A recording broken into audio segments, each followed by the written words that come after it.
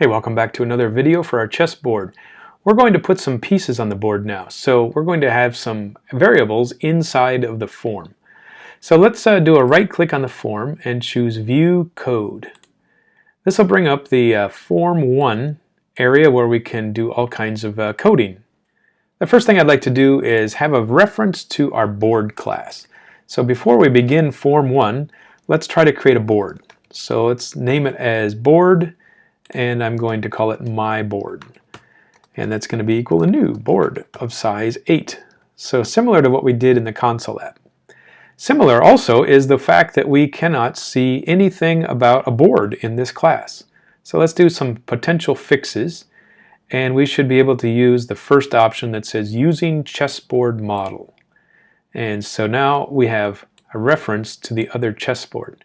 Now if this doesn't work for you, then you either have no references set up here, so that was set as add a reference, so go double check to make sure that this is checked, and also the board itself needs to be a public class, so that should be listed as public class board. So those are two fixes if this doesn't seem to work out. So let's see, go back into code. So the next thing I want to do is create an actual set of, you might call them buttons or instances of buttons, physical buttons. These are going to correspond to the values that are stored in the board. So they're going to be the same size.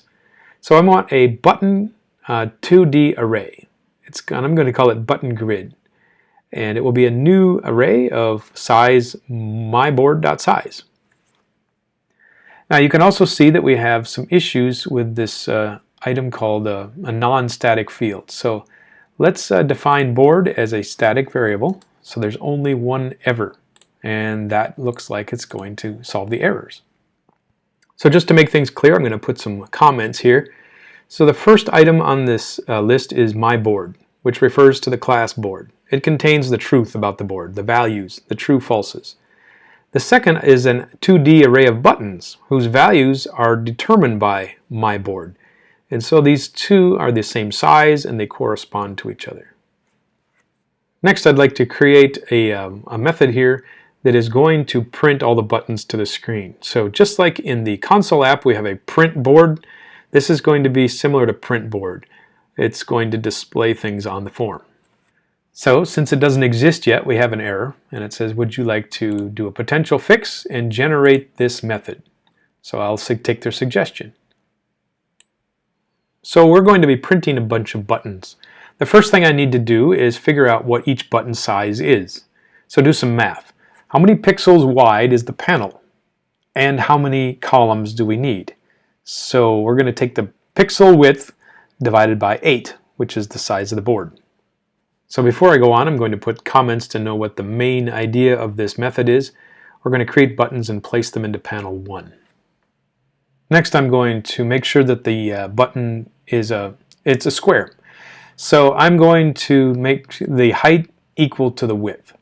In my design, I set them both to 500, so this should be redundant, but just in case, this will make them square.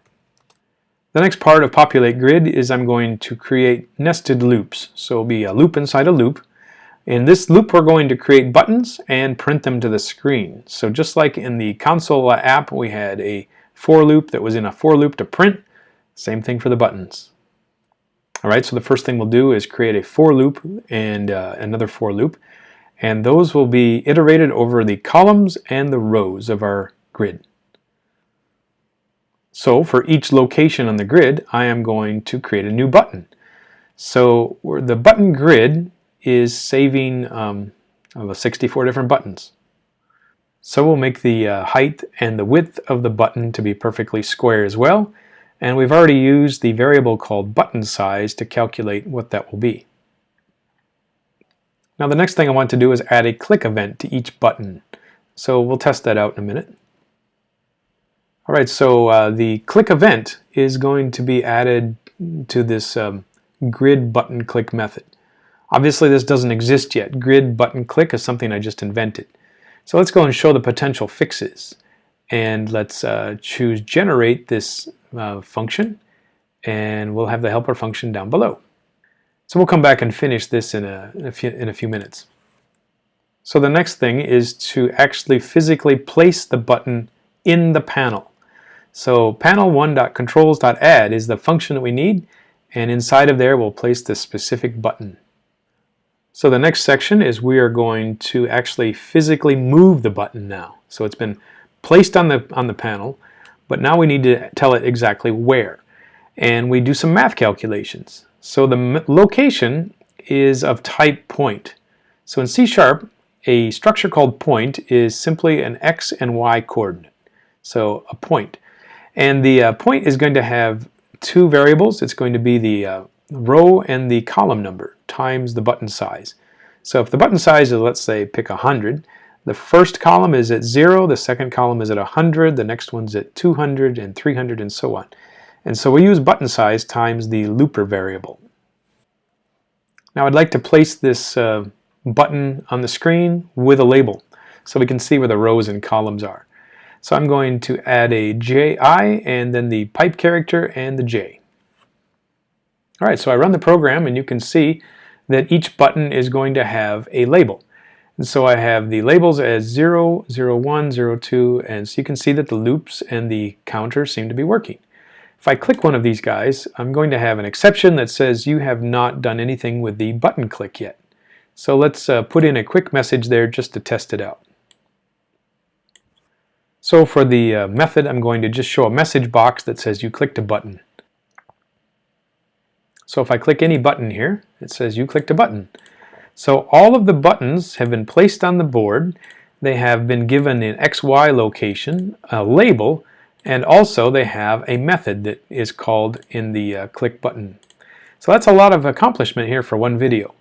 Now let's see, we're also going to have some items up here. There's one thing I'd like to do. Instead of having the choice of typing in here, I don't want to be able to select by typing. I just want to select by the drop down. So I'm going to make one more modification. So the selection that I'm looking for is under the appearance in properties. It's called drop down style.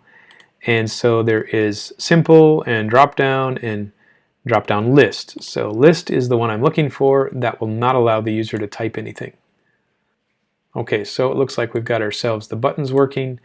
And now when I select from the list, I cannot change the text. I can just simply select one of them that's already been provided. All right, in the next video, we're going to go and put some more controls to the event handler here called button click.